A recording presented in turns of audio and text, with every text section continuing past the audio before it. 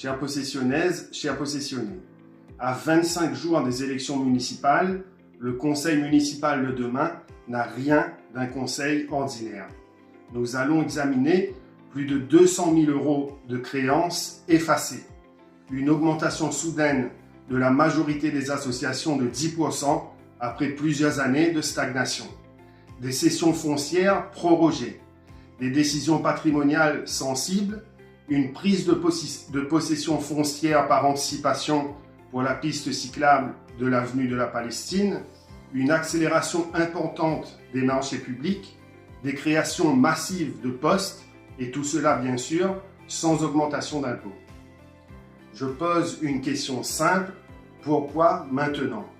Pris isolément, chaque point peut être expliqué, mais pris ensemble à 25 jours d'un scrutin municipal, cela dessine une concentration inhabituelle de décisions favorables. Quand on ouvre soudainement les vannes financières en fin de mandat, cela interroge. Quand on multiplie les engagements budgétaires durables sans trajectoire claire, cela interroge. Quand des décisions patrimoniales bénéficient à des proches d'élus, cela interroge. La démocratie impose une règle simple, les moyens publics ne doivent jamais créer un déséquilibre entre les candidats. À 25 jours des élections municipales, la retenue devrait être la norme.